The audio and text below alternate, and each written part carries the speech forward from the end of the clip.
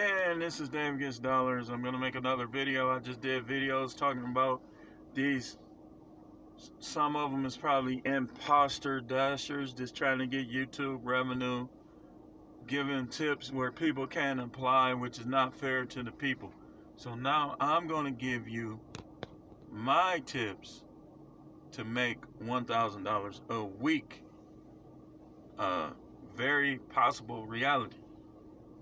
I can't guarantee, because you can make more than 1,000 if you do these things, and I'm gonna give you some tips that I learned. Number one, work long hours. Don't let people distract you. Don't let your friends, family work. Making it up to work at least 10 to 13 hours. It don't matter what time of day. It could be 7 to 7 at night. It could be 7 in the morning till 9 at night. It could be the dinner rush, which does pay the most, from like 5 to like 3 in the morning or anything. But work long hours, straight delivering, accepting and rejecting orders for long periods of time. Number two, set a limit as to what you will find acceptable to $7 or more, unless it is half the mileage. So if you take a $6 order, make sure it's 3 miles or less. If you take a $5 order, make sure it's 2 miles or less, etc. and so forth. Other than that, 7, 7, 7, 7. You want to make at least $1 to $1.75 per mile on $7 and up. But if you don't, still be real picky when it comes $6 for 3 miles, so on and so forth, so you can get it dropped off and move on. Number three, multi-app. Multi-apping, your sky's the limit. You can make 100,000 if you do it right. Multi-app, DoorDash, Grubhub, Uber Eats. I wouldn't do the Instacart and shipped with the deliveries. Like when you multi-app based on the task. Like for instance, if you're doing food delivery, multi-app with DoorDash, Uber Eats, and Grubhub. If you're doing groceries, you can multi-app with Instacart and Shipped. You can.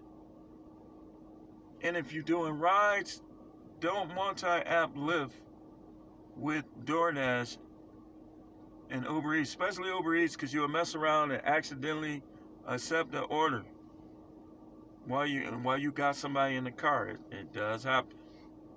So multi-app based on the task, but multi-app.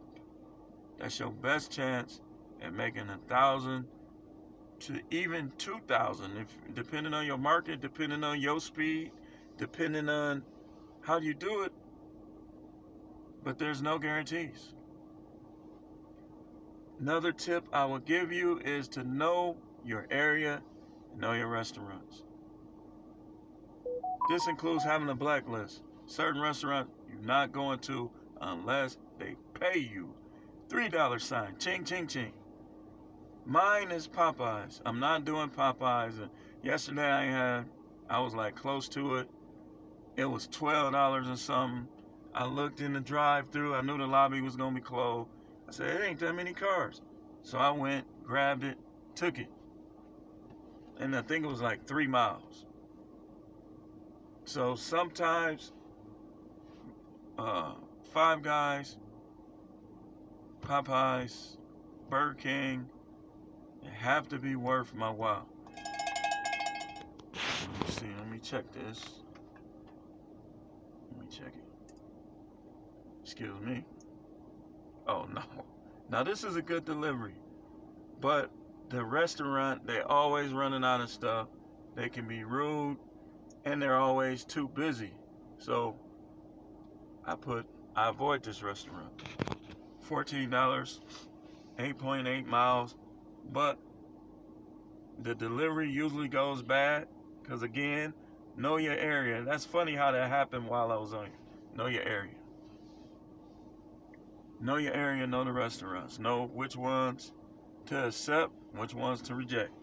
When I go in a restaurant, I look at the workers, I watch them, I want to see how ambitious they are, I want to see how fast they are, so on and so forth. Like there's one habaneros. I know they move so fast. Mostly anything I get from them, boom, I take. For that reason. Um, what am I forgetting? Far as the $1,000, um, I gave you some good tips, but I know it's more tips that I can give. Oh, know how to navigate. See, if you look, this is the area I like to be in because this is the hot spot. But it be a lot of cars over here, so sometimes you have to know, like, instead of me taking this way out of the parking lot, maybe I'll go this way and save myself 3 minutes. Gotta know how to navigate and use your GPS even if you know your way. Like, let's say you go into a neighborhood and you want to catch the freeway to save time, navigate your way back to the freeway. Don't be too arrogant to use GPS. Navigation is key. What else?